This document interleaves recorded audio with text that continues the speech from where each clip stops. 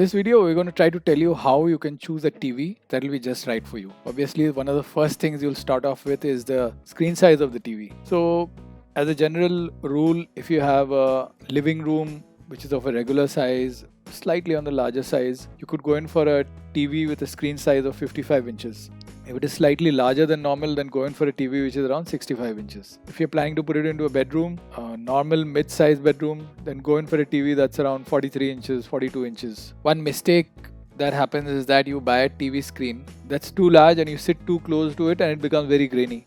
This can be avoided by a basic thumb rule that if you're buying a HD TV, then make sure that you're going to sit at a distance that is 3 times the screen size of the TV. If you're buying a 4K TV, a Ultra HD TV, then you can sit at a distance of 1.5 times the size of the screen. This should give you a general idea of the kind of screen size that you need to look for in your TV. Another important factor is whether this TV is going to be for just yourself or for the entire family. If you are the only one who's going to watch this TV and you're going to come back from office and do some gaming on it and stream your Amazon and Netflix on it, then don't go in for a very large TV. Go in for a mid-sized TV. If it's going to be for the entire family and everybody is going to sit around and watch their favorite shows together and it's going to be a family watching TV, then you have to go in for a bigger size TV. The next important consideration is what is the resolution of the TV you should go in for. You get TVs that are HD, Full HD, 4K, and now you are even getting 8K TVs. Currently, looking at the way the television industry is going, most of the models are coming in the 4K resolution range. That means the 4K resolution TVs are now becoming very popular, so their prices are also going down. So if you are planning to buy a new TV and you're going to invest a reasonable amount of money in it, then go in for a 4K TV. If you don't want to spend the monies that you need for a 4K TV, then go in for a Full HD TV. It is also very good. You won't really be able to tell the difference most of the time. There's another factor that you need to consider, that is HDR. HDR content means it will show you very, very rich colors. The blacks will be darker, the colors will be more vivid and richer. So watching visual content on HDR compatible TVs will be much more lifelike and immersive and enjoyable. And a lot of 4K TVs support HDR, so maybe there's another reason to go in for a 4K TV. Once you've got your resolution in place, you have to now figure out what kind of a display you want to go in for. As you know, the common displays are LCD TVs, LED TVs and OLED TVs. The common type of television display that you get is the LCD LED TV. The LCD LED TV usually in essence means that it has a LCD panel but it is lit up by LEDs. Even within this, there are edge-lit LED panels and full array LED sets. The full array LED has LEDs placed directly behind the screen all through, and they are used to light up or darken different areas according to the imagery of the scene. It is called active dimming and it produces a very clear and precise image quality with lots of details. And if you want to go in for the really best quality display, then you have the OLED TVs. OLED is organic LEDs which are able to achieve true blacks and deliver extremely brilliant levels of contrast. While OLED looks like an excellent option, you also need to know that OLED panels do not become as bright as LCD LED panels.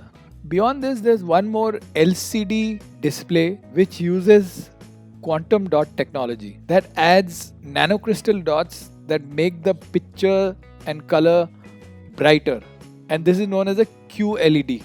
And you need to know that this is different from OLED.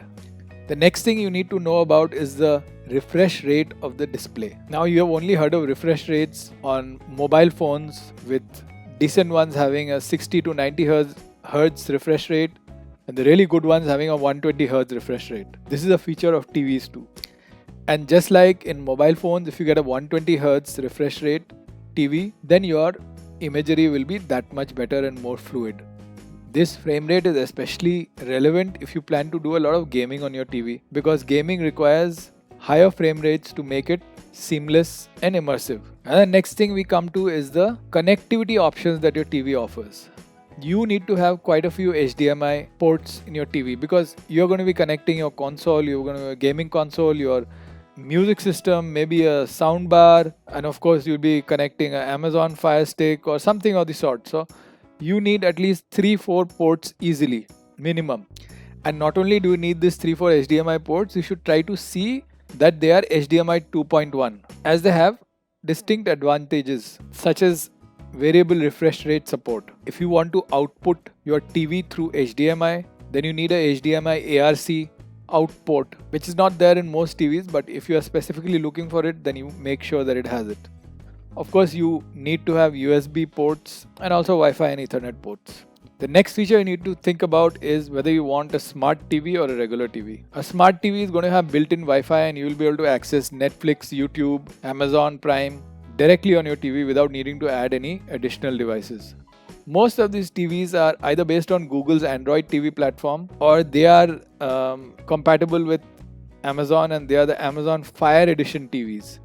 You have to just make sure that the apps that you plan to use in your TV are supported by the platform that you're choosing for your smart TV. Once you have figured out whether you want a smart TV or not, and our recommendation that you should go in for a smart TV now, since this is going to be the way forward. The next thing you need to see about your new TV is what is the kind of sound output it gives. Sound output obviously is in wattage. The more the wattage, the higher the volume. To tell you the truth, when it comes to sound, most televisions offer at best mediocre sound. That's because TVs are becoming thinner and therefore the speakers are not able to produce as rich and heavy sound as they should be able to. If you are really looking for great sound, then your best option is to go in for a sound bar for the TV. But purely in the TV, what you can look for is whether it supports Dolby Atmos or not.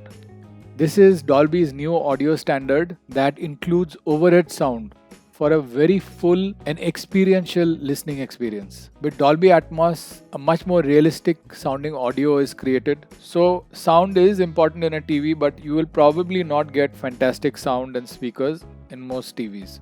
The next thing that you need to look for is the warranty on your TV. Most TVs come with a 1-year warranty, and frankly, if a television is going to go bad, it will happen in a very quick period of time.